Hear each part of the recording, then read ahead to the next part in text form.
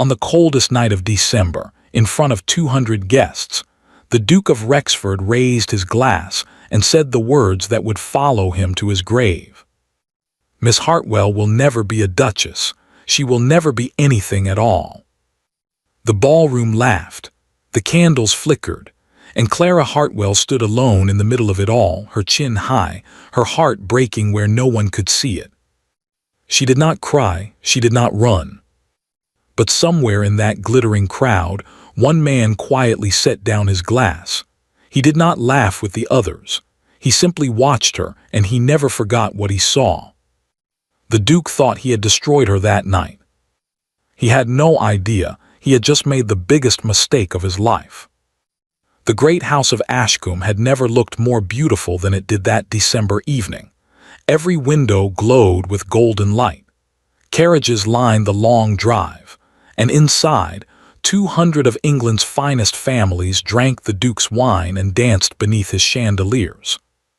No one knew the Duke could barely afford the candles. Clara Hartwell knew. She knew many things she was never supposed to know. That was the strange gift of being invisible. People spoke freely in front of a woman they did not see. Clara was 25, with dark hair, steady gray eyes, and hands that were always busy. For 3 years she had lived at Ashcombe as companion to the old Dowager Duchess, the Duke's grandmother, and the only person in that grand house who ever looked at Clara with kindness. "Stand straight, my dear," the old lady whispered from her chair by the fire, patting Clara's hand. "You are worth more than the lot of them, and one day they will know it." Clara smiled. "You say that every ball, Your Grace." "And every ball I am right." Clara was not a servant, but she was not a guest either. She lived in the space between, the space where poor gentlemen's daughters lived when their fathers died with nothing to leave them. Her father had once been a respected man. He had lost everything to a friend who betrayed him, and the loss had killed him. Clara never spoke of it, but she never forgot it either. Across the ballroom, the Duke of Rexford stood surrounded by admirers, laughing his loud, confident laugh. He was a handsome man of 40, and he wore his pride the way other men wore coats. He was never once seen without it. And then it happened. Thomas, the Duke's young nephew, a sweet boy of 19, an heir to everything, crossed the room and bowed to Clara. "Miss Hartwell," he said warmly, "my grandmother tells me you are the finest dancer in this house. Would you honor me?" It was nothing. A kind boy asking a kind woman for one dance. Clara hesitated, glanced at the dowager, who nodded happily and placed her hand in his. They had taken 3 steps toward the floor when the Duke's voice cut across the music. "Thomas." One word. The orchestra played on, but the people nearest them stopped talking. The Duke walked over slowly, wine glass in hand, smiling the way a cat smiles at a bird. "Thomas, my boy, you are the future of this family. You will dance with the daughters of earls tonight." His eyes slid to Clara and his smile sharpened. "Not with the help." "Uncle," Thomas said, his face going red, "Miss Hartwell is grandmother's companion.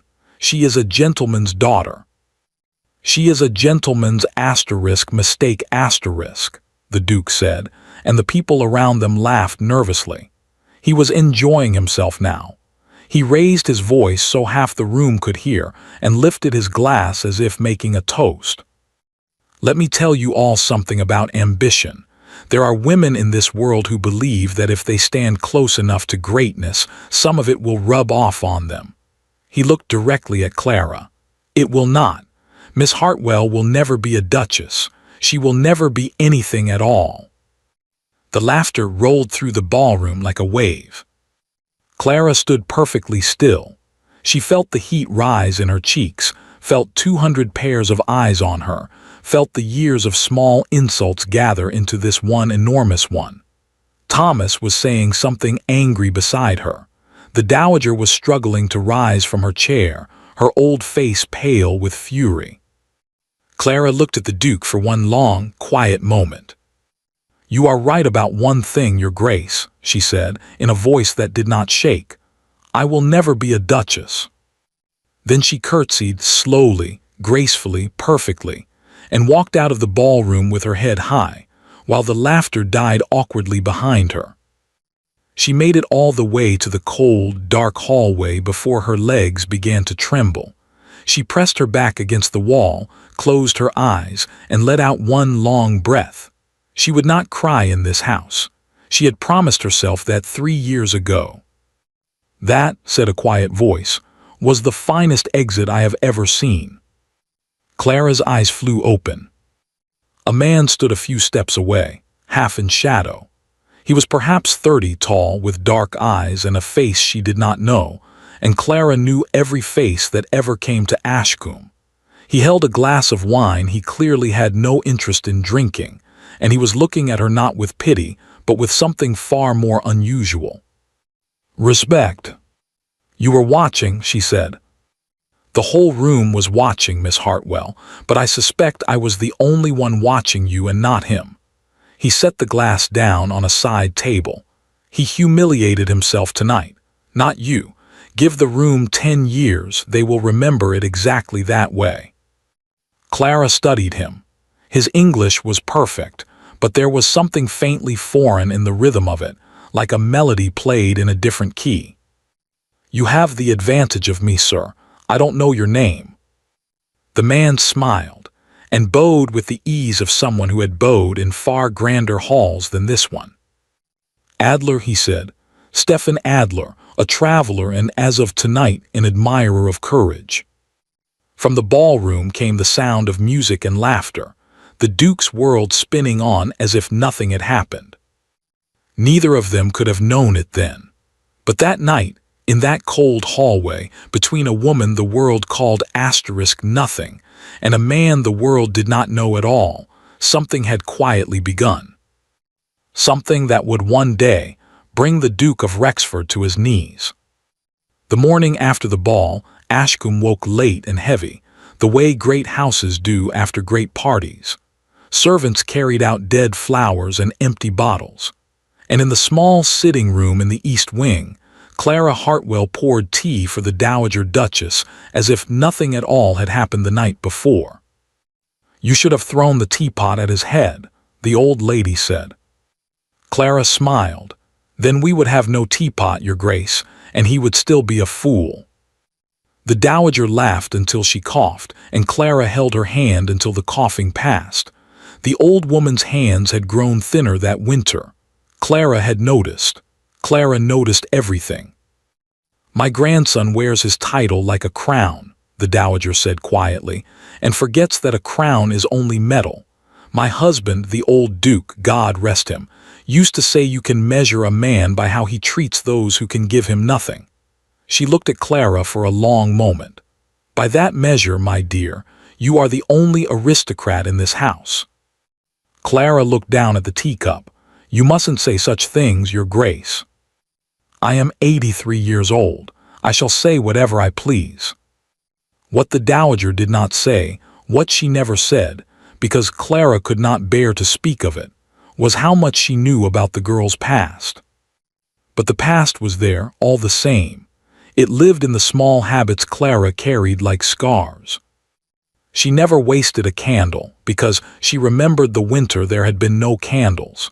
She never left food on her plate because she remembered the year of thin soup.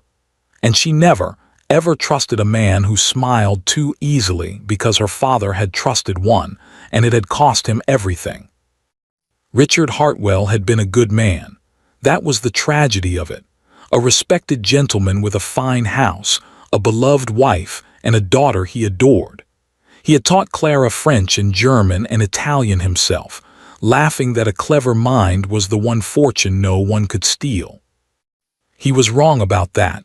There was one way to steal it. When Clara was 17, her father joined his money with a friend's in a great business venture. The friend was charming. The friend was noble. The friend swore on his honor. Within a year the money was gone, and somehow, impossibly, all the debts belonged to Richard Hartwell and all the profits belonged to the friend. The papers had been signed. The law was satisfied. Her father sold the house, the horses, her mother's jewelry. Her mother died the following spring. Her father lasted 2 more years, growing grayer and quieter, until one morning he simply did not wake up. The doctor called it his heart. Clara knew better. Her father had died of a broken one. She had asked him once near the end, "Father, who was it? Tell me his name." And her father, kind, foolish, honorable to the last, had only shaken his head. "The name would poison you, my girl. Hatred is a debt that collects from the wrong person. Promise me you will build, not burn." She had promised, but she had kept his papers, a small locked box of letters and documents she had never had the heart to read, and she carried that box from position to position, house to house, the last piece of her father in the world. She could not have known, that quiet morning, how much was waiting inside it. Mr. Stefan Adler was supposed to stay at Ashcombe for 3 days.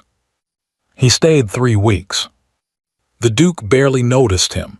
Adler was quiet, well-mannered, and most importantly, seemed to have money, which meant the Duke was happy to keep feeding him. What the Duke did not notice was where his guests' attention went. Stefan Adler watched the household the way a man reads a book, and everywhere he looked, he found the same woman. He saw her in the library at dawn, reading in 3 languages before the house woke. He saw her carry soup up 3 flights of stairs to a scullery maid who had a fever, a girl so far below Clara's own position that no one would ever have known or cared if she hadn't. He saw her sit with the dowager for hours, endlessly patient, letting the old woman tell the same stories again and again as if hearing them for the first time. And he saw how the house treated her in return. The Duke's guests looked straight through her. The Duke himself spoke to her only to criticize. One afternoon, Stefan found her in the library, up a ladder, fighting with a shelf of old books. "May I help you, Miss Hartwell?" "You may hold the ladder, Mr. Adler. This shelf has been trying to kill me for 3 years." He held the ladder. "You know," he said, "in my country there is a saying. You can see a person's true face in how they treat 3 things: servants, animals, and old people." Clara came down with an armful of books. "And what country is that?" Something flickered in his eyes, quick and quickly hidden. "A small one, far away. You would not have heard of it." "Try me," Clara said. "I am told I will never be anything at all, but I do know my geography." He laughed, a real laugh, surprised out of him. And for a moment the careful, watchful traveler vanished, and she saw someone younger and lonelier underneath. "Elbenberg," he said at last. "Mountains," Clara said. "Silver mines. A very old royal family and the best clockmakers in Europe. My father had an Elbenberg clock. He said it was the only honest thing a rich man ever sold him." Stefan Adler looked at her for a long, strange moment, as if she had said something far more important than she knew. "Your father," he said quietly, "sounds like a man worth knowing." He was. Clara turned to the shelf so he would not see her face. The world did not agree. "The world," said Stefan, "is frequently wrong. I have seen it from more sides than most, Miss Hartwell, and I promise you, the world mistakes noise for worth all the time. It is the quiet ones who hold everything up." Clara said nothing, but that night, for the first time in years, she wrote in her old journal, "Today someone saw me." She underlined nothing. She was not a woman who underlined things. But she read the sentence twice before she closed the book. Far away in the West Wing, the Duke of Rexford sat late over his brandy and his account books, and neither of them brought him any comfort. The numbers did not lie, no matter how he arranged them. The debts were growing. The estate was bleeding. He needed money, and his eyes turned, as they had turned before, toward his grandmother's rooms, toward the old woman's private fortune, and the question of where it would go when she died. Surely to the family, surely to him. unless someone had been whispering in the old woman's ear for 3 years. The Duke poured another brandy, and by the time the glass was empty, he had convinced himself of something men like him find very easy to believe. That the quiet little companion was not kind. She was clever, that her patience was a plot and her gentleness a trap. "Well," he said softly to the empty room, "we shall have to do something about Miss Hartwell." The storm came in from the north on a Tuesday, and by nightfall it owned the world. Snow fell so thick that the stables disappeared from the windows. The wind screamed down the chimneys like something alive. The roads to the village vanished, and Ashcombe became an island, a great cold house alone in a white sea. It was the worst possible night for a man to fall ill. Stephen Adler had gone riding that morning before the storm and had come back late, soaked through, laughing at his own bad luck. By dinner he was quiet. By 9 o'clock his valet found him shaking in his chair, his skin burning to the touch. "Fetch the doctor," the housekeeper said, and then stopped, because everyone knew there was no fetching anyone. The village was 5 miles away, through snow deep enough to swallow a horse. The Duke was informed. The Duke was unconcerned. "Men catch chills," he said, not looking up from his cards. "Put him to bed, he'll sweat it out." But by midnight, Stephen Adler was not sweating anything out. He was burning like a furnace and speaking to people who were not in the room, speaking in a language none of the servants knew. It was the young maid Betsy who ran to Clara's door. Everyone in that house ran to Clara's door when things went wrong, and none of them ever wondered why. "Miss, he's raving, and cook says the fever's too high, and nobody knows what to do." Clara was already reaching for her shawl. She had nursed her mother through the last long spring of her life. She had nursed her father through 2 winters. Poverty is a hard school, but it teaches, and Clara had learned things at bedsides that no fine lady ever learns in a drawing room. She took one look at Stephen and started giving orders, quietly, calmly, and in a way that made grown servants twice her age simply obey. "Betsy, snow in basins as much as you can carry. Cook, willow bark if we have it, and honey water. Open that window 1 inch, no more. And someone bring me every clean cloth in the linen cupboard." All through the night, Clara fought the fever the only way one can, patiently, hour by hour. Cool cloths changed and changed again. Small sips of water between his cracked lips. When he shivered, blankets. When he burned, snow-cooled cloths on his forehead and wrists. Around 3 in the morning, his eyes opened bright, glassy, seeing some other place. "Don't tell my father," he whispered in English, gripping her hand with sudden force. "He'll make me come home. I'm not finished, I haven't found." "Hush," Clara said gently. "You're safe, rest." His eyes found her face, and something in them settled, like a ship finding harbor. "The brave one," he murmured. "From the ballroom, the one who didn't cry." "You should sleep, Mr. Adler." "Stephen," he said, already sinking. "My name is Stephen. Someone in this country should use it." And he slept.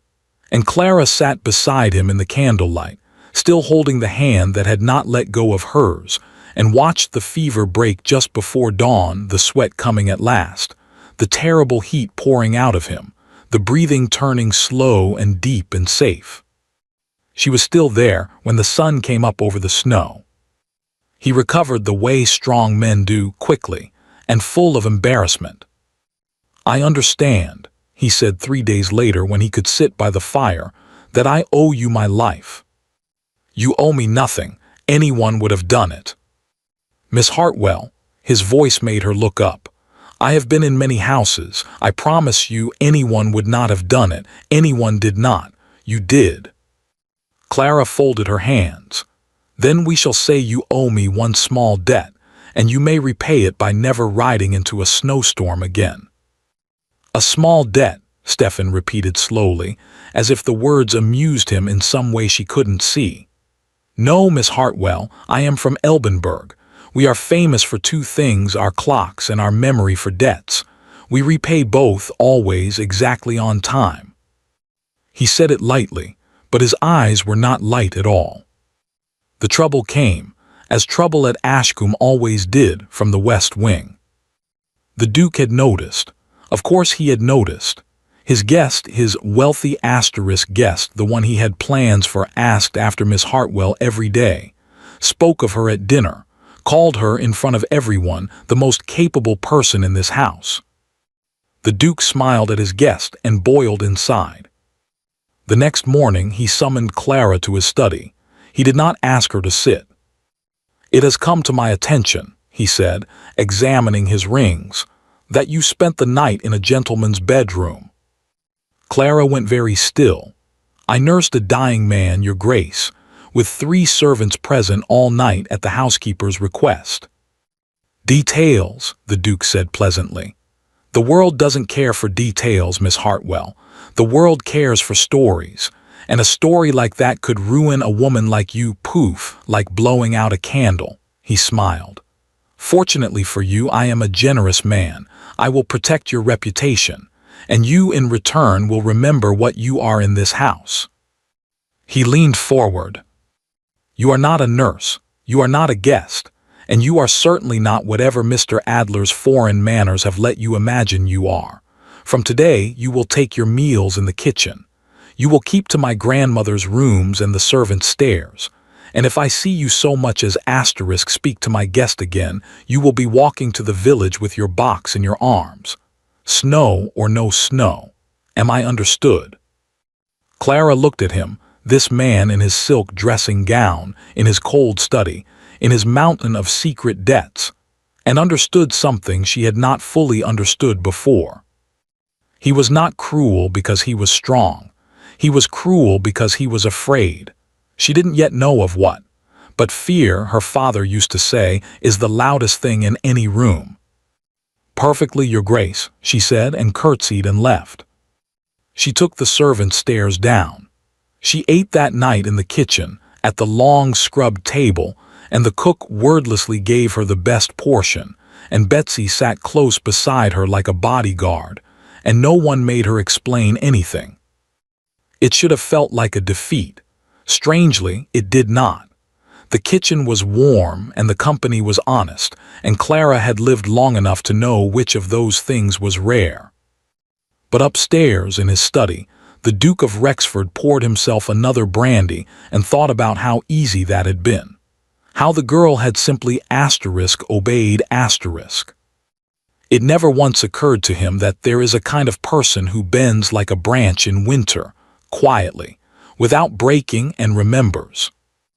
And it certainly never occurred to him to wonder what his foreign guest would do when he noticed the empty chair at dinner. He was about to find out. Stephen Adler noticed the empty chair at dinner that very evening. "Miss Hartwell does not join us." "My grandmother's health," the Duke said smoothly, cutting his meat. "The old lady needs her more and more. Devoted creature, really," she insisted. It was a good lie. Good lies always stand next to the truth, because the dowager's health truly was failing. All through January, the old lady grew smaller in her great bed, sleeping more, eating less, holding Clara's hand through the long white afternoons. Stephen was no fool. He tried twice to find Clara.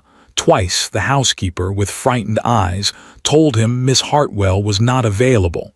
He understood then that something had been done, and that his presence was making it worse for her. Then, at the end of January, a letter came from Mr. Adler.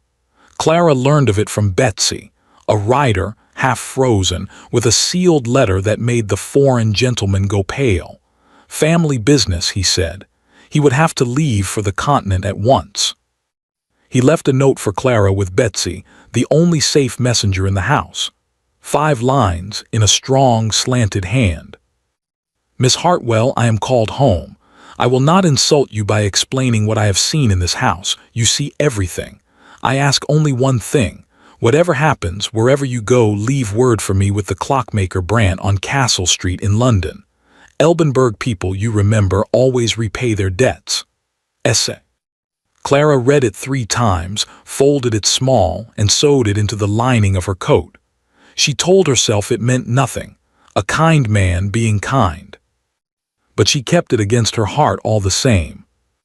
And with Stefan Adler gone, the Duke of Rexford was free. What happened next was planned the way small men plan things, carefully, and in the dark. The Duke's valet, a narrow-faced man named Croft, had served him for 20 years and had learned to do what he was told without asking why. On the first Tuesday of February, while Clara sat reading to the Dowager, Croft slipped up the servants' stairs to Clara's little room under the roof. He was inside for less than a minute. When he came out, the Dowager's pearl brooch, the famous one, the one the old queen herself had given her 50 years ago, was no longer in his pocket. It was in Clara's sewing basket, pushed down beneath the thread. The discovery was made the next morning, with an audience. The Duke insisted on it. The brooch was missing, his dear grandmother's most precious possession, and so, regrettably, every room in the house must be searched. He said the word regrettably the way some men lick their lips. They searched 3 servants' rooms first, for the look of the thing. Then they came to Clara's. She stood in the doorway of her own small room and watched the housekeeper, pale, miserable, avoiding her eyes, lift the brooch out of the sewing basket. The pearls caught the winter light. Somebody gasped. Betsy burst into tears. "Well," said the Duke of Rexford from the corridor. He had dressed for the occasion. "I have never touched that brooch," Clara said. Her voice was steady, which surprised even her. "Her Grace knows I would sooner cut off my hand." "Her Grace," the Duke said, "is a dying old woman who will be told nothing of this. I won't have her last days poisoned by her own disappointment." He turned to the gathered servants and his voice swelled with sorrowful generosity. "You will all notice that I am not sending for the magistrate. I could. Theft of this kind means prison or the boat to Australia, but I am mindful of my grandmother's misplaced affection for this woman, so Miss Hartwell will simply leave, today, without a character. Without a character, without a reference." Every servant in the corridor flinched because every servant knew what those 3 words meant for a woman alone. No respectable house would take her. No school, no shop, no family. It was not mercy. It was a slower kind of prison, and everyone knew it, including the man smiling in the corridor. "May I say goodbye to Her Grace?" Clara asked quietly. "I think not. She believes you have been called away to a sick relation." It seemed kinder. He examined his rings. "You have 1 hour." Clara packed the way she had learned to pack after her father's death, quickly, without letting herself feel the room. 1 trunk, her father's box of papers, her mother's Bible, the coat with the letter sewn into the lining. At the last moment, she took out her journal, tore out a single page, and wrote a few lines. She folded the page and pressed it into Betsy's hand at the kitchen door. "When Her Grace is strong enough, only then, give her this. Promise me." "Miss," Betsy was crying so hard she could barely speak. "Miss, we all know you never." "I know you know." Clara pressed the girl's hand. "That is worth more to me than the brooch is worth to him." The cook filled her basket with bread and cold meat and a jar of honey, defying anyone with a look to say a word about it. Old Harris, the groom, without asking permission, brought the cart around and drove her to the crossroads himself, through the snow, in silence. When he set her trunk down, the old man took off his hat. "My father served the old Duke, miss," he said. "The real Duke. He'd turn in his grave at what this house has become." He looked at her from under his white eyebrows. "You hold your head up, miss, wherever you land." Then the cart was gone, and Clara Hartwell stood alone at the crossroads with 1 trunk, 7 shillings, and no character. While behind her, in the great glowing house, the Duke of Rexford sat down to his dinner with the good appetite of a man who has solved a problem. Above him, in the quiet of her bedroom, the Dowager Duchess asked for Clara 3 times that evening. 3 times, they told her the girl had gone to a sick aunt.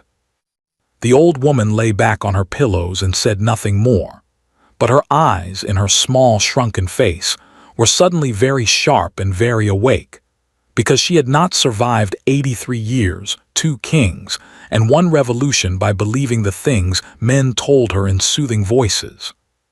Something was wrong in her house, and she intended, before she died, to find out what. London in February is not a city. It is a gray stone animal that eats the poor. Clara found a room in a narrow lodging house near the river, a bed, a chair, a window that did not quite close, and began, the very next morning, to look for work. She had everything a governess or companion could need: 3 languages, fine needlework, music, a gentle manner, and an honest face. She had everything except the one thing that mattered: a character. "And your last position?" they would ask in one cold hallway after another. "Companion to the Dowager Duchess of Rexford, 3 years. 3 years, and your letter of reference?" "I have none. The Duke and I parted badly, but if you would write to the housekeeper or to any servant in that house." And then would come the look, the dreadful, polite, closing look. Ladies did not write to servants to ask about other servants. A woman who left a duke's house after 3 years with no letter, well, one could imagine.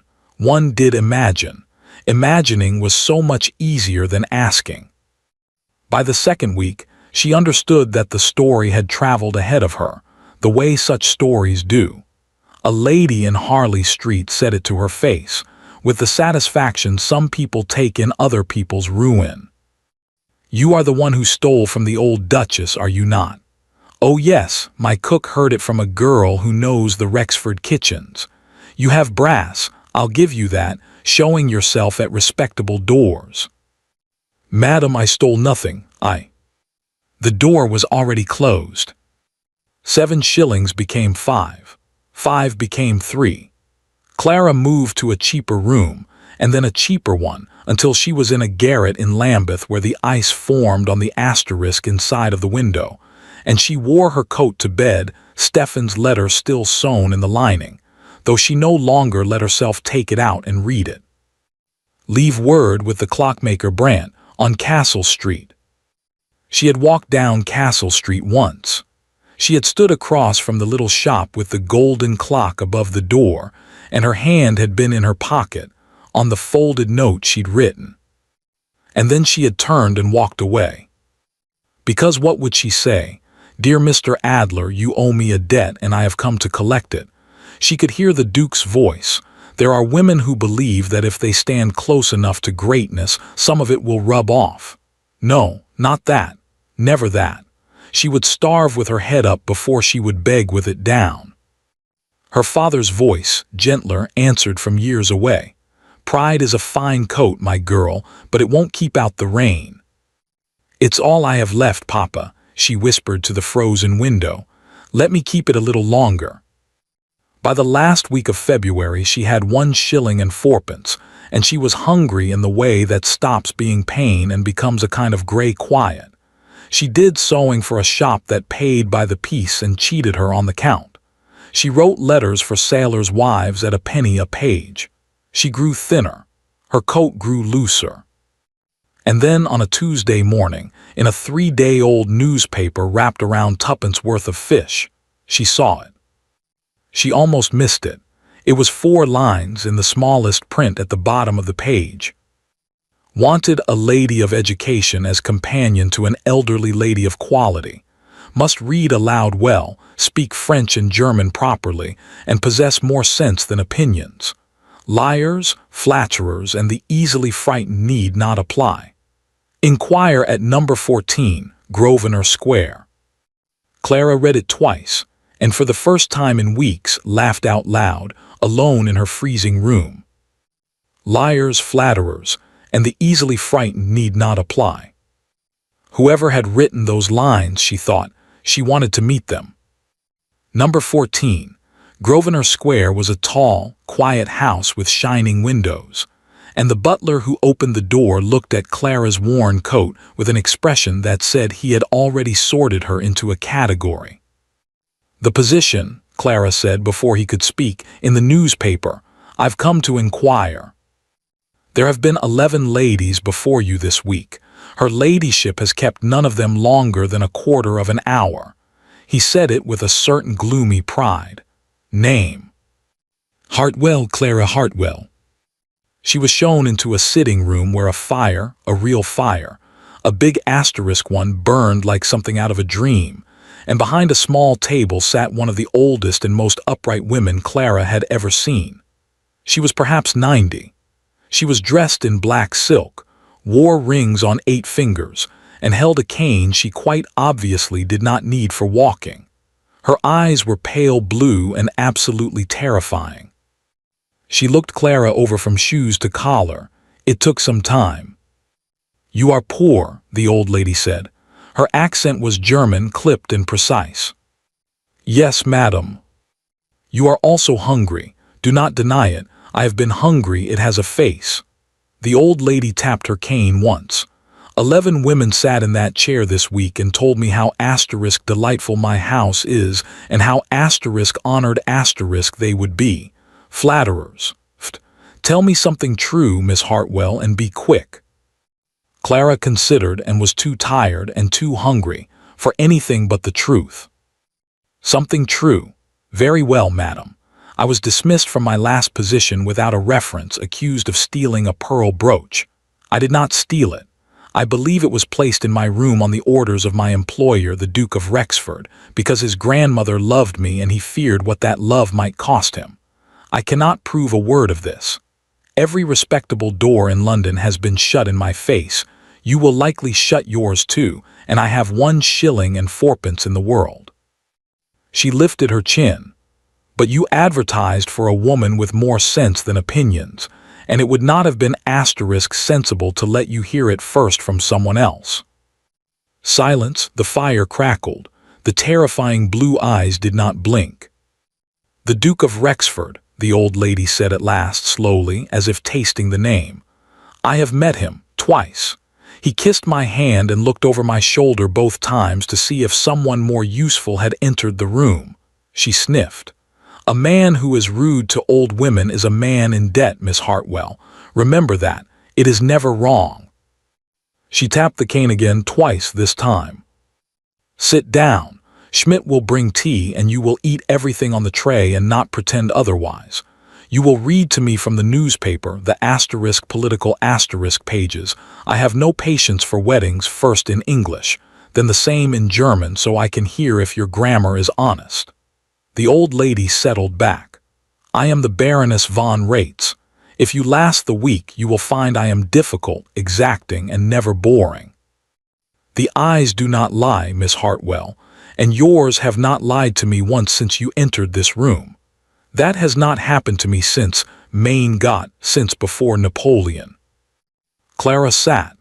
Tea came, and bread and butter and cold chicken, and she ate everything on the tray and did not pretend otherwise. That night she slept in a warm room at the top of the house in Grosvenor Square, in a real bed, with a fire in the grate. She did not know, could not have known, that the terrifying old lady 2 floors below was, at that very hour, writing a letter at her little desk.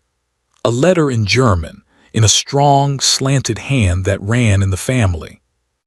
It began, "Stefan." The Baroness von Rates was exactly as advertised. Difficult, exacting, and never boring. She rose at 6. She took a cold bath, which she recommended loudly to everyone and forced on no one. She read 3 newspapers before breakfast and argued with all of them. She said precisely what she thought, to precisely everyone and London society, which fears honesty the way cats fear water, adored her for it from a safe distance. And slowly, week by week, she began to rebuild Clara Hartwell. It was not done with kindness. The Baroness did not deal in kindness. It was done with asterisk work. Your French is good. Your German is better. Your posture is a disgrace. You stand like a woman apologizing for the space she occupies. Stop it. You will walk across this room 50 times with my grandmother's Bible on your head, and you will imagine it is the head of the Duke of Rexford. That should keep it steady. Clara walked.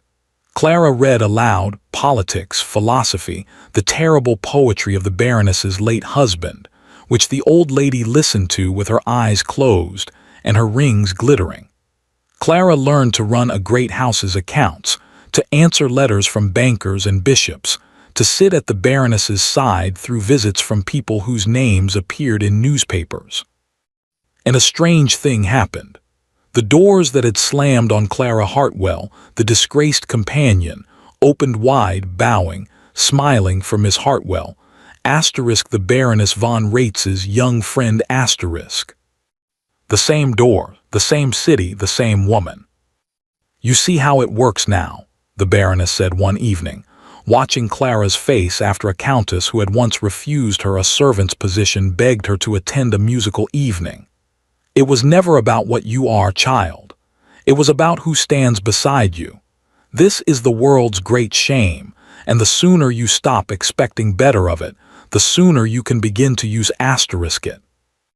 It's monstrous, Clara said quietly. It is, the Baroness agreed, pleased. Now put on the blue silk. We are going to the opera, and you will sit in my box in the front where all the monsters can see you. In March, Clara sat in that box while below her, in the crowd, she caught sight of a face she knew. The lady from Harley Street, the one who had shut a door on her and called her a thief.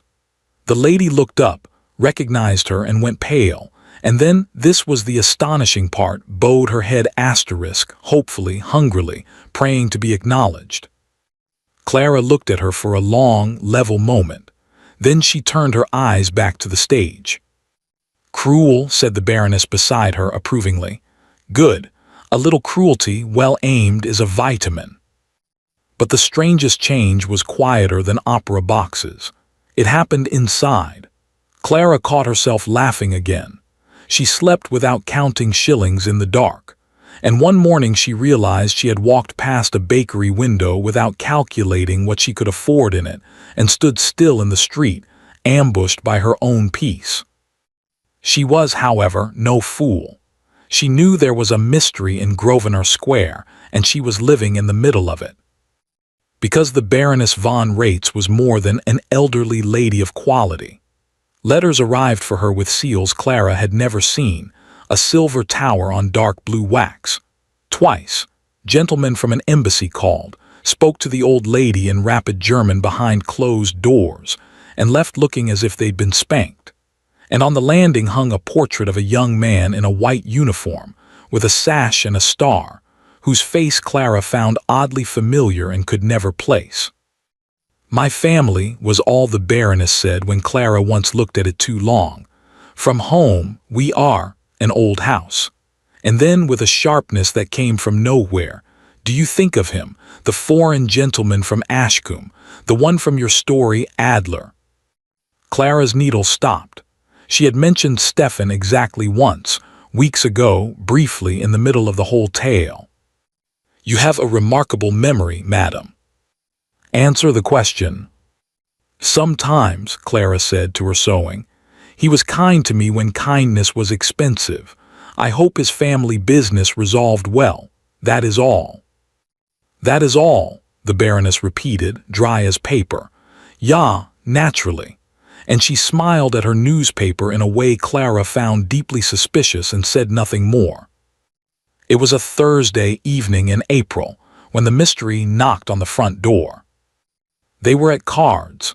The Baroness was cheating, serenely, the way she always cheated, when the butler Schmidt entered with an expression Clara had never seen on him. The man looked asterisk moved. My lady, he is here. The Baroness laid down her cards. For the first time in all those months, Clara saw her hands hesitate. Here now, the boy was not to arrive until she stopped. She straightened her back, which needed no straightening. Well, Show him in, Schmidt, don't stand there quivering. Show whom asterisk in? Clara asked, rising, smoothing her skirt, some instinct beating in her like a bird. Madam, should I leave you, if it is family? Sit, said the Baroness, down. Quick footsteps on the marble. A tall figure in a dark traveling coat, snow-damp at the shoulders. He must have come straight from the boat, straight through the rain without stopping, and then he was in the doorway, and the lamplight found his face. Dark eyes, a face made for watching quietly, a voice she had last heard in a cold hallway, telling her the room would remember her exit for 10 years. "Aunt," said Stefan Adler, and kissed the Baroness's hand. And then he turned and saw Clara, and the whole careful, watchful traveler's composure fell off him like the rain. For a moment nobody breathed. "Miss Hartwell," he said at last, very quietly, "the clockmaker on Castle Street waited for you every day for 4 months. He took one step closer. You never came." Clara's voice failed her for the first time in years. "I could not come asking for. I had nothing. And you, a debt is not, I did not want it asterisk paid asterisk I know," Stefan said. "I know exactly why you didn't come. It is the same reason I crossed the sea in April." He turned to his aunt, who was watching them both with her terrifying blue eyes shining, cards forgotten. "You wrote me she was proud, stubborn, and the most honest creature you had met since before Napoleon." "I did," said the Baroness von Rates, gathering up the deck with enormous satisfaction. "I never lie about important things. Schmidt, supper for 3. My nephew has come a very long way." She looked from one of them to the other, and permitted herself, at last, one small, wicked, triumphant smile. "And I believe he has something to say." Supper that night lasted 4 hours, and afterward Clara could not have said what was served. What she remembered was the talk, the 3 of them around the small table, the candles burning low, the Baroness telling stories of Stefan as a boy. He fell out of every tree in the garden, always the same garden, always with dignity. While Stefan protested and laughed and looked at Clara across the flames in a way that made the room feel small. He had changed since Ashcombe. There were new lines at his eyes and something heavier in his shoulders, the look of a man who had spent months carrying something. But when he laughed, the weight lifted, and Clara caught herself trying to make him laugh just to watch it happen. Spring turned warm, and Stefan Adler became a fixture at Grosvenor Square. He came in the mornings and read the German newspapers aloud to his aunt, doing the voices of politicians until the old lady wept with laughter. He came in the afternoons and walked with Clara in the park, always properly, always with Betsy. No, with the Baroness's maid trailing behind, always in full view of the world. He asked Clara 1,000 questions and listened to every answer as if it would be on an examination. What her father had taught her. What she thought of the new poems, the old laws, the price of bread. No one had asked Clara what she thought in years.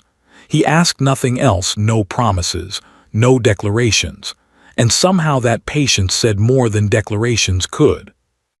"He is courting you," the Baroness observed one evening, brutally, over cards. "He is kind to me, madam. I am kind to my horses. That man crossed the North Sea in storm season." She laid down a card she had certainly stolen from somewhere. "But he is waiting for something, and I begin to lose patience with him. There is a thing he must tell you first. It is not mine to tell." Her blue eyes flicked up. "When he does, try to remember that a man may lie about his name and still be the most honest man you know." Clara turned that sentence over for days, the way you worry a stone in your pocket. She got her answer on a gray Sunday in May in the walled garden behind the house, where Stefan had asked her to walk with him, alone this time, and the Baroness, scandalously, had allowed it, which told Clara everything about how serious the morning was going to be. He didn't speak for a full turn of the garden. Then, by the old sundial, he stopped. Miss Hartwell, Clara, I must tell you something, and when I have told you, you will be angry and you will have every right. He took a breath, like a man stepping off a cliff. My name is not Adler. Clara waited. She had guessed as much for weeks, the seals, the embassy men, the portrait on the landing whose face she had finally, quietly placed. Adler was my mother's name, he said. I have used it for 2 years traveling because my own name makes people perform. Men flatter me. Women are pushed at me like dishes at a dinner, and everyone wants something. In 2 years, exactly one person ever looked at me and saw a man instead of a door to walk through. His voice dropped. She was standing in a cold hallway, having just been publicly humiliated, and she was not crying, and she corrected me on the geography of my own country. Stefan, Clara said, say the name. He straightened, and it happened again, that thing she had glimpsed in his fever, the way something royal came into his spine without his permission. Stefan Alexander Friedrich, he said quietly, Crown Prince of Elbenberg, my father is the king. My aunt, a helpless gesture toward the house, is Her Serene Highness the Princess Augusta, who has called herself Baroness von Raetz in England for 40 years because she says the full title attracts idiots. He almost smiled. That night at Ashcombe, when the fever had me, you heard me beg you not to tell my father. Some part of me knew, even then, that you were the one person in that house who could have sold my name, and never would. The garden was very quiet. Somewhere beyond the wall, London rattled on, unaware. The letter that called you home, Clara said slowly, pieces falling into place. In January. My father's health failed. It has recovered, he is strong again and twice as stubborn, but I am his only son, and I was made to understand my traveling days are ended. He looked at her steadily. I came back to England against his wishes, Clara. I came back for one reason, and she is standing in front of me, deciding right now whether to forgive me. You lied to me, Clara said, from the first evening. Yes. Every day at Ashcombe, every walk in the park. Yes. She looked at him, this man who had held her hand in a fever and called her the brave one asterisk, who had crossed a sea because an old lady wrote that an honest woman was starving in Lambeth, and she heard the Baroness's voice. A man may lie about his name and still be the most honest man you know. Then we are even, Clara said at last, because I lied to you as well. I told you I never went to Castle Street. Her voice caught. I went. I stood across the road with a note in my pocket and I was too proud to cross. So you see, Your Highness, we are both liars and both for the same reason. Neither of us could bear to be a beggar at the other's door. Stefan Alexander Friedrich, Crown Prince of Elbenberg, let out a breath that was half a laugh and half something much older, and took both her hands, and pressed them to his lips right there in the garden. Propriety be hanged.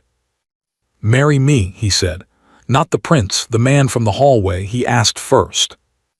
And Clara, penniless, slandered, dismissed without a character, stood in the spring garden and laughed and cried at once, and said the only thing there was to say.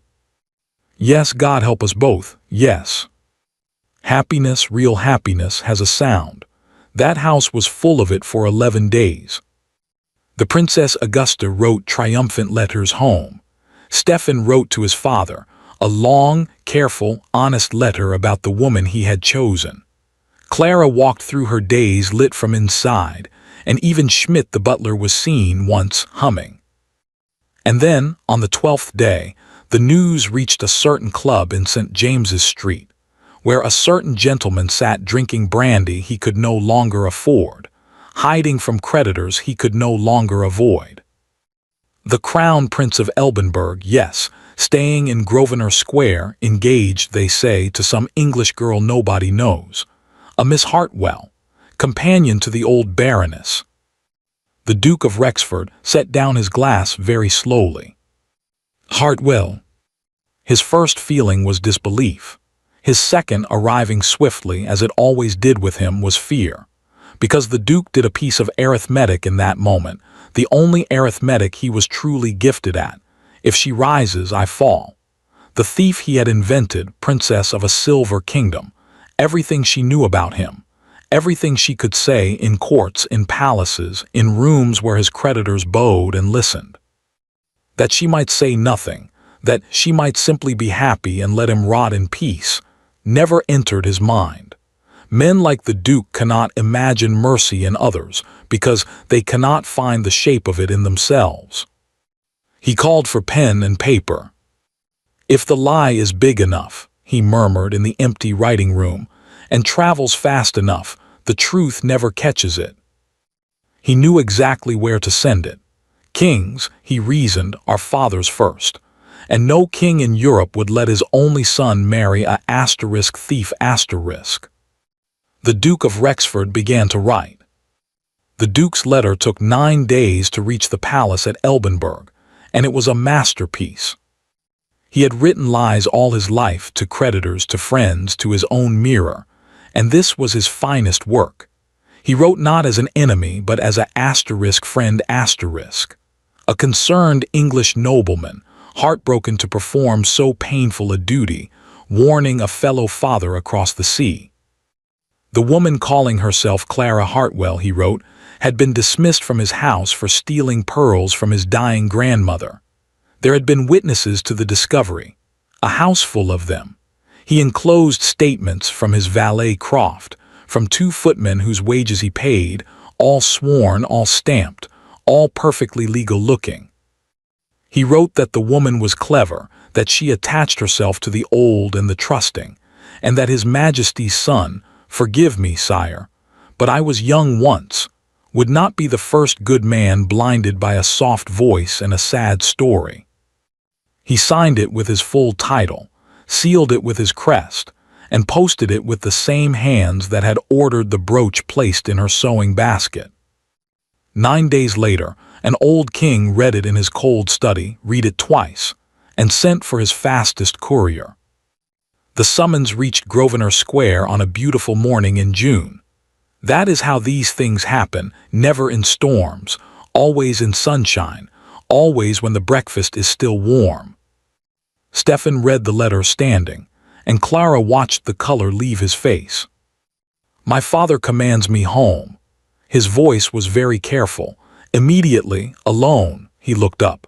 He writes that allegations have reached him concerning you, documents, sworn statements. He writes, Stephen's jaw tightened, that if I do not come and answer him, he will consider it my abdication. The Princess Augusta rose slowly from her chair, and for once she looked every one of her years.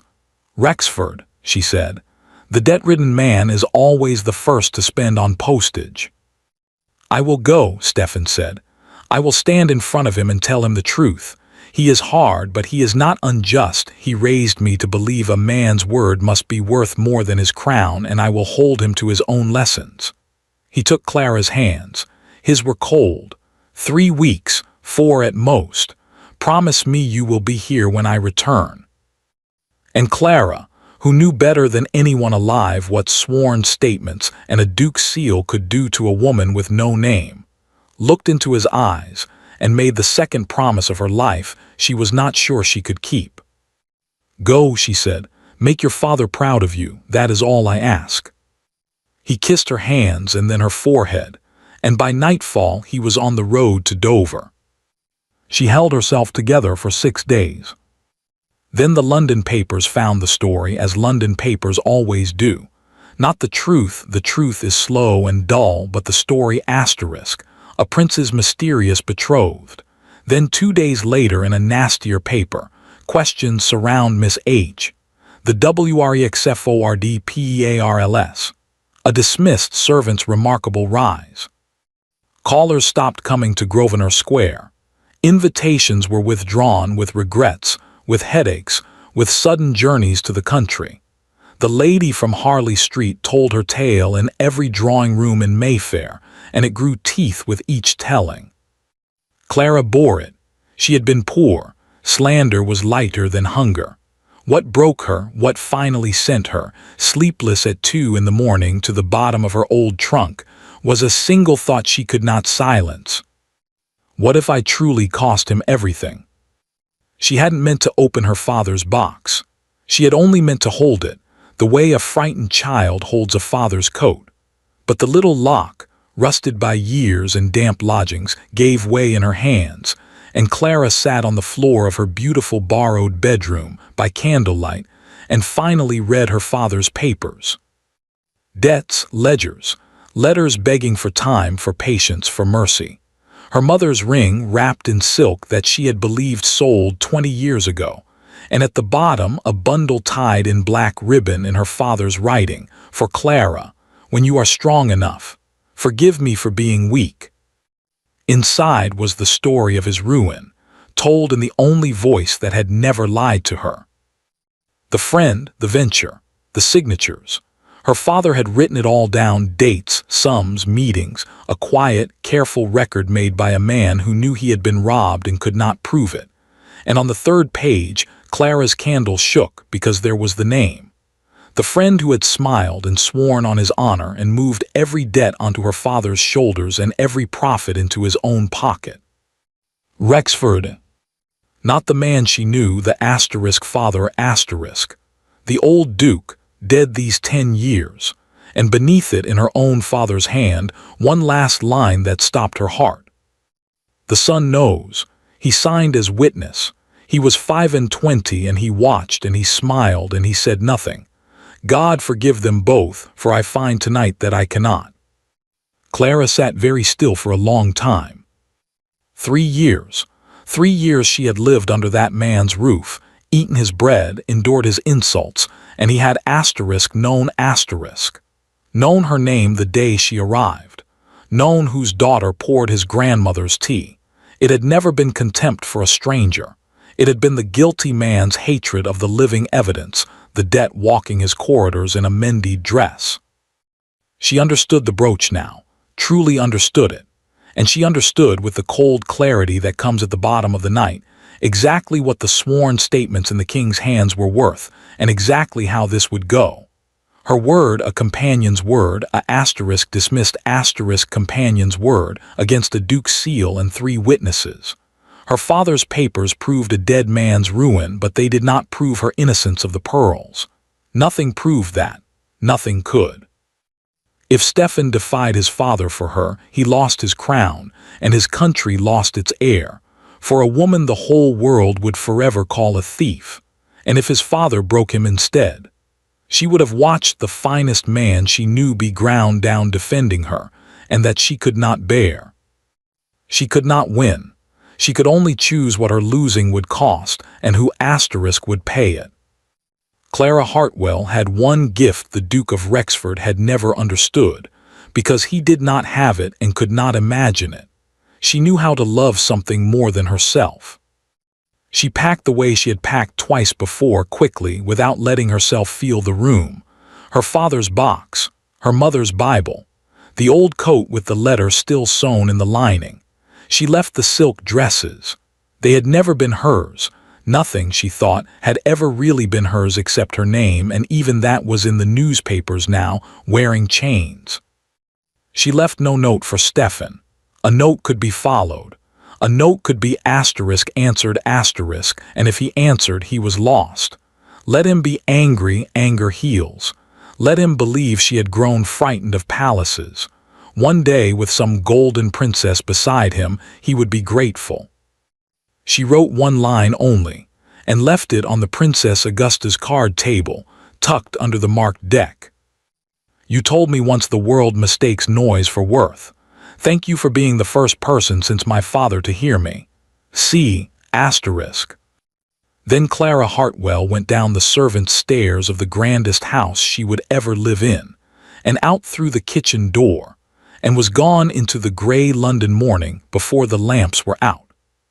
Stefan returned 20 days later, having fought his father to a bloody standstill of wills, having demanded the evidence be tested in front of him, having sworn on his mother's grave that he would sooner dig ditches than abandon an innocent woman. and found an old princess sitting very upright at her card table, holding a single line of handwriting, with tears on her terrifying face for the first time in 40 years. "Find her," said the Princess Augusta. "Find her, or neither of us deserves the names we were born with. Now we must go back to Ashcombe, to a bedroom that smelled of lavender and beeswax, where an old woman everyone had written off was refusing, with magnificent stubbornness, to die on schedule. The Dowager Duchess of Rexford had outlived 2 kings, 1 revolution, and every doctor who had ever given her 6 months. And since the February morning when they told her Clara had gone to a sick aunt, she had been doing the thing she did best. She had been listening. Old age had taken her legs and much of her sight. It had not taken one hair of her cunning. She noticed that Betsy's eyes went red whenever Clara's name was mentioned. She noticed that the servants said "Gone away, Your Grace," in the flat voice servants use when they've been told what to say. She noticed that her pearl brooch, which she had not asked to wear all winter, was suddenly, pointedly, pinned to her shawl one morning like an alibi. So one gray afternoon she sent for Betsy, alone, took the girl's hand in her thin one and said, "Child, I am 83, I have perhaps 1 winter left, and I have no time for the mercy of liars. Where is Clara?" And Betsy, who had been carrying the truth like a hot coal for weeks, burst into tears and told her everything. The search, the sewing basket, without a character, the snow at the crossroads. The Dowager sat quietly for a long moment. Those who knew her would have found that silence more frightening than any shout. "The brooch was in my jewel case in January," she said at last. "I saw it there myself the day of the ball when I chose my rubies instead. It did not walk to the girl's room." Her sharp old eyes lifted. "It was carried. Now, who in this house has hands that do my grandson's carrying?" They both knew the answer. Everyone in that house knew the answer. "Send me Croft," said the Dowager Duchess. "Tell him I am dying and wish to distribute a few keepsakes to the loyal staff. He will come at a run." What passed between the old lady and the valet took place behind a closed door, and lasted almost 2 hours. She did not shout at him. That was her genius. She had known Croft since he was a bootby of 9. She had known his mother and paid for his father's funeral, and she reminded him of these things in a soft, dying voice while her eyes held him like pins hold a moth. She spoke of heaven and of courts of law in that order. She observed, gently, so gently that when ruined men fall, they let go of the servants first, and that a duke drowning in debt would hand the law his valet the way a fox gives the hounds its tail. "You have done a wicked thing, John Croft," she said at last.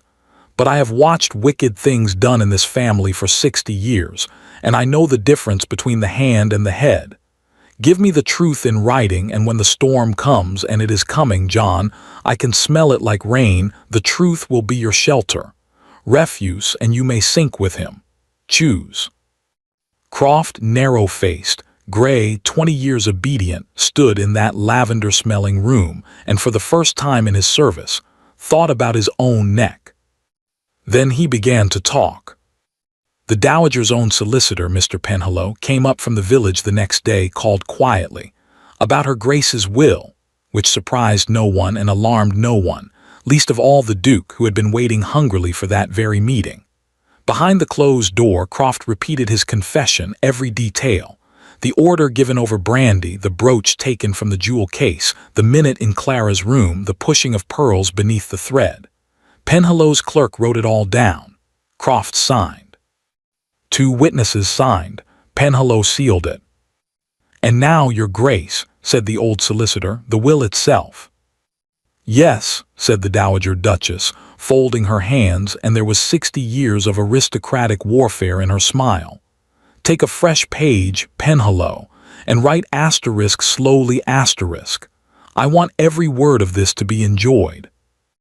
Her private fortune, hers alone, her marriage settlement and her legacies, beyond her grandson's reach and larger than he had ever dared to dream, She left all of it to Miss Clara Hartwell in payment of a family debt.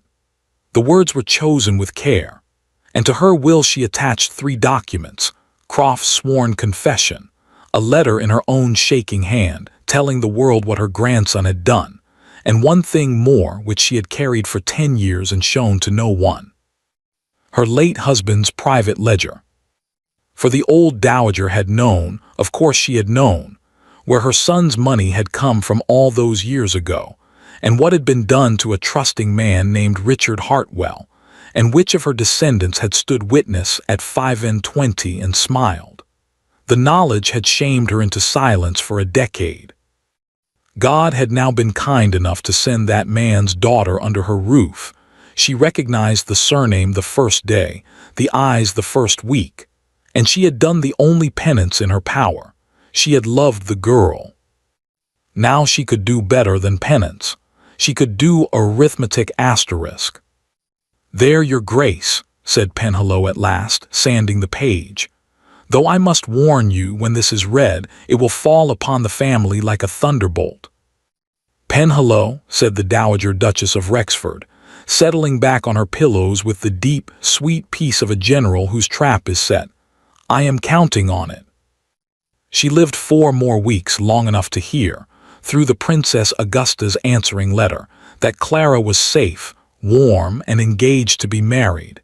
She made Betsy read that part aloud 3 times, and long enough to learn, with a fury that nearly cured her, of the Duke's letters to Elbenberg.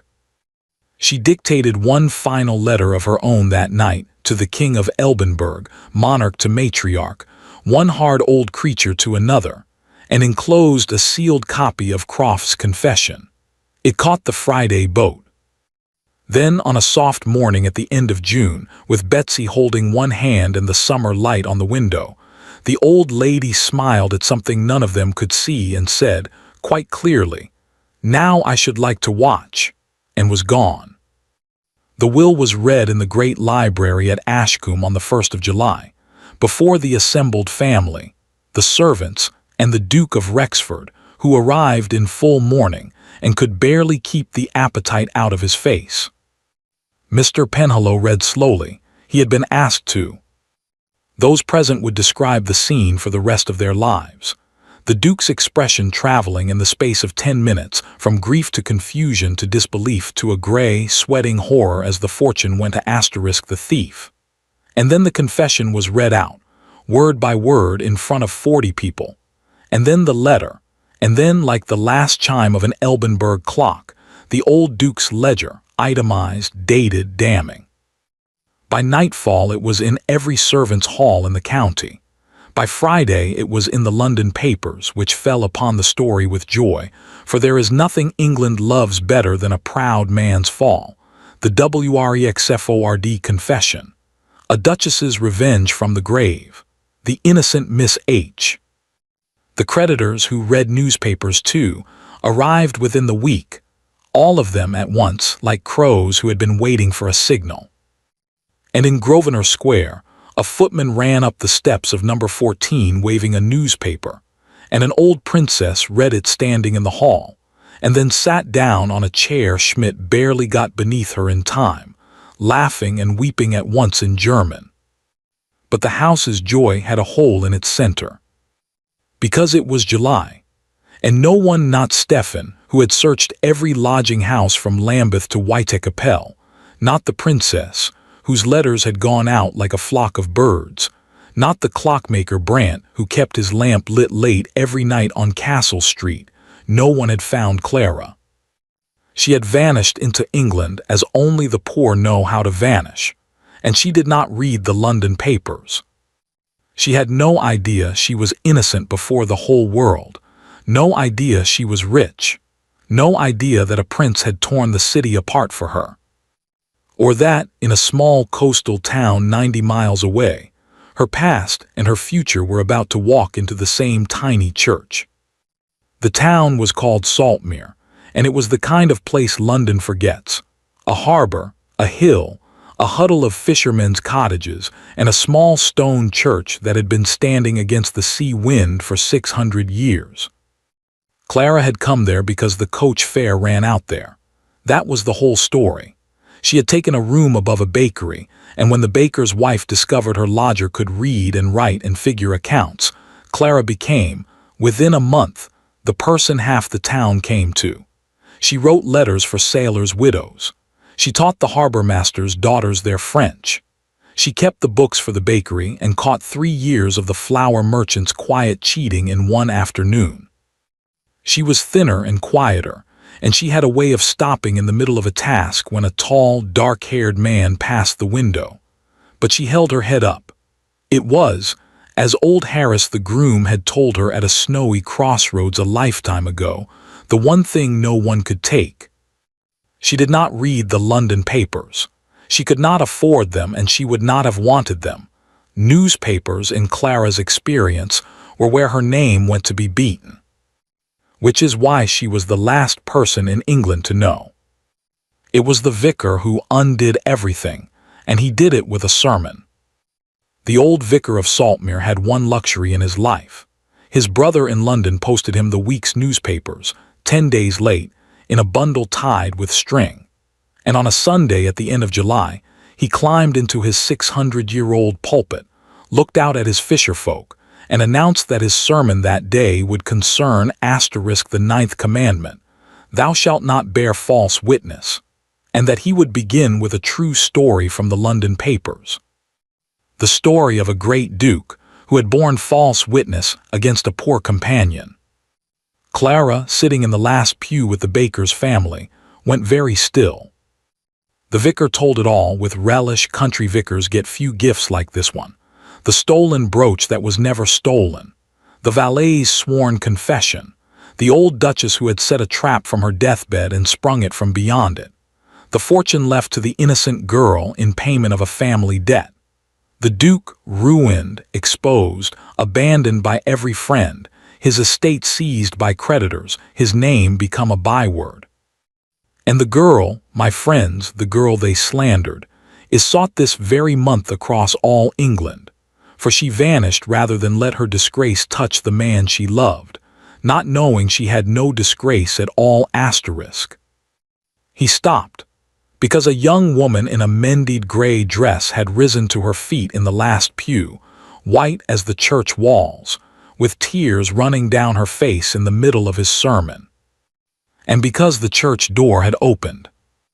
Afterward, the people of Saltmere never told the story the same way twice. How many riders, whose coach, whether the tall foreign gentleman had truly been on the road for 6 weeks tracing coach fares and lodging houses, and a woman who taught French to a harbor master's daughters. But on one detail every witness agreed until their dying day. The tall man came up the aisle of that little stone church, in traveling clothes with the dust still on them, past the frozen vicar and the staring fishermen. And when he reached the woman in the gray dress, he did not say one word. The crowned Prince of Elbenberg went down on his knees on the cold stone floor. "You left no note," Stephen said at last, and his voice cracked like a boy's. 6 weeks, Clara. I have knelt in front of my father, and I swore I would kneel in front of you next, and I am not getting up from this floor until you." He never finished the sentence. Clara Hartwell was on her knees on the cold stone too, in front of the vicar, the baker, the harbor master, and God, holding his face in her 2 rough, capable hands. "You found me," she whispered. "You were never lost," said Stephen. "You were only ahead of me, you always have been." The congregation of Saltmere, who did not yet fully understand what they were watching, but understood enough, rose to their feet and cheered in church. And the old vicar, weeping freely, declared that the remainder of the sermon could wait for a duller Sunday. They were married in September, not in Saltmere, though Stephen offered, and not in London, though London begged. They were married in Elbenberg, in the old cathedral under the mountains, because the king commanded it, and the king commanded it because of a letter. He had received 2 in the end. The first bore a duke's proud crest and was full of sworn lies. It sat now in a palace drawer, kept, the king said, to remind me what a gentleman's seal is worth. The second had come from a dying Englishwoman he had never met, monarch to matriarch, enclosing a valet's confession and one blunt closing line the old king read aloud at the wedding breakfast, to the delight of every guest. Your Majesty, my grandson tells falsehoods about this girl because he owes her family everything and cannot pay. Take her for your son before some wiser king takes her for his. Rexford, the real one. The king had summoned Clara to a private audience the day she arrived, a terrifying old man in a cold study, with his son's same dark eyes, and had questioned her alone for 2 hours about her father, her ruin, her ledgers, her opinions on 4 subjects, and her refusal twice of the money the crown offered to settle upon her before the wedding. At the end he was silent a long moment. My son crossed the sea against my orders for you, he said. I broke my health raising him to know a person's worth from their title. It is the single lesson I was never sure he learned. The old man rose and bowed a king to a companion. I am pleased to discover he learned it better than his teacher. At the wedding, the Princess Augusta, restored to her full name and terrifying in silver, cheated visibly at cards with 3 ambassadors and maid Betsy, imported from England as the bride's own maid, sit beside her at the high table. Old Harris the groom was there, in a new coat, having declared he'd driven Miss Clara to one crossroads and would see her to the other. And when the crown of Elbenberg's crown princesses, 500 years old, silver from the mountains, was set on the head of a woman who had once eaten alone in a kitchen, the cathedral bells rang for a full hour. Clara spoke only briefly at the wedding feast. She had been asked to. She had refused all grandeur. She stood in her wedding dress with her husband's hand in hers and said this.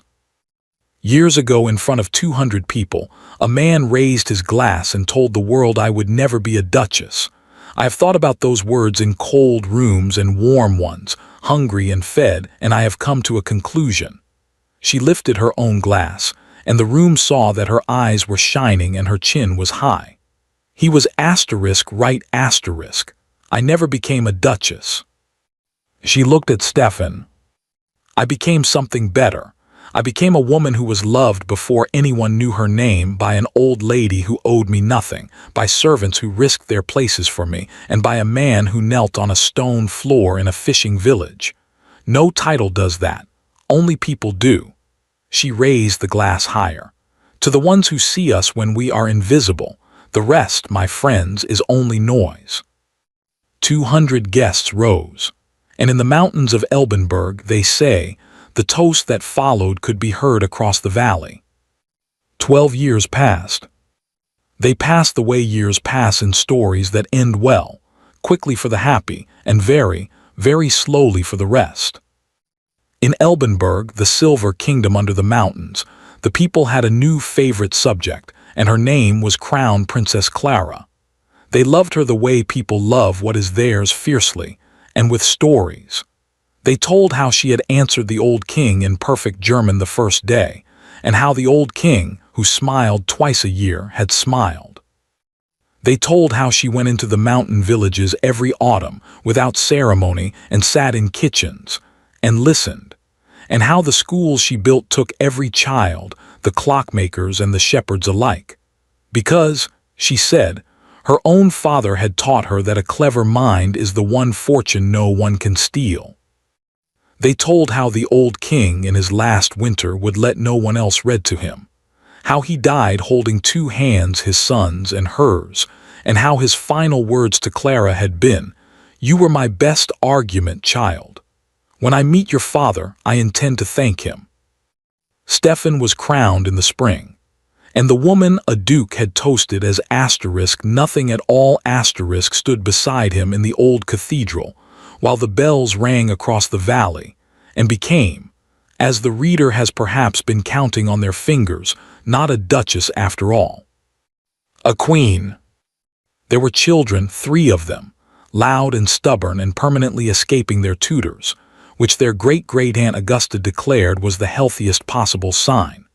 The Princess Augusta had refused categorically to die on anyone's schedule, and at 101 years old still cheated at cards every evening, taught the royal children to do the same. "The world will cheat you, darlings. Be prepared," and pronounced Clara's eldest daughter the most promising liar in the family after myself. Betsy, little Betsy from the Ashcombe kitchens, who had once run through a storm-dark house to fetch the only person who could help, was now Frau Elizabeth, head of the Queen's household, married to the palace's chief clockmaker, and quite the most important woman in the kingdom after the Queen herself. She still cried easily. Some things do not change and should not. Old Harris, the groom, had lived out his days in a warm cottage on the palace grounds, in charge of the royal stable's pensionied horses, and had died contented at 90, insisting to the end that he had known, mind you, from the moment he set that trunk down at the crossroads. And every summer, the Queen of Elbenberg went home to England. She went quietly, as she did most things. She visited a little stone church in a fishing town called Saltmere, where a very old vicar showed every visitor the exact flagstone, the exact one, Madame Asterisk, where a prince had knelt. She visited a grave at Ashcombe, the Dowager Duchess of Rexford's, which was never in 40 years without fresh flowers, because Clara paid the village a standing sum, and the village, which knew the whole story, would have done it for nothing. Ashcombe itself had passed to Thomas, the kind nephew, the boy who had once crossed a ballroom to ask an invisible woman to dance. The creditors had taken everything from his uncle, but the entailed house itself they could not touch, and Thomas, who had inherited a shell, had married sensibly, worked like a farmer, and filled the old rooms with children and dogs. He and Clara wrote to each other every Christmas. He was the only Rexford she ever wrote to, because there was one other Rexford still living.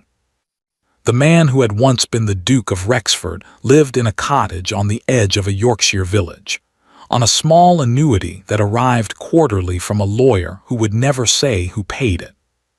He was 72. He had been very handsome once and very proud, and both had gone the way of the estate, the paintings, the horses, the friends. The friends had gone first, friends like his always do. They had vanished in a single season like swallows the summer the newspapers finished with him. His clubs had removed his name. His mistress had married a brewer. Croft, pardoned on the strength of his confession, had ended his days respectably as a churchwarden, of all things, and was said to have prayed for his old master every Sunday, which the old master, had he known, would have found the deepest insult of all. For a few years he had told his story to anyone in the village tavern who would listen, the true story, he said, in which he was wronged. But the village took the London papers too, and after a while he stopped telling it, because he could see in their faces that they knew, and worse than knowing, that they pitied him. Contempt he could have borne. Pity was the one wine he had never learned to swallow. So he grew silent and old and small. He kept one servant, a deaf village woman who cooked his meals and did not listen to him, which suited them both. He read the newspapers, he could not stop himself, and so he had followed, year by year, in paragraphs that never knew he was reading them, the rise and rise of a woman he had once toasted in front of 200 people. Companion, bride, princess, queen. He told himself he felt nothing. He had told himself things all his life and been believed. But on winter nights, when the wind came down off the moors and the fire burned low, the old man sometimes sat very still in his chair, and the room around him would fill up with a ballroom, candles, music, 200 laughing faces, and he would hear his own voice, young and sure and pleased with itself, saying the 14 words that had followed him, exactly as promised, all the way to the edge of his grave. She will never be a duchess. She will never be anything at all.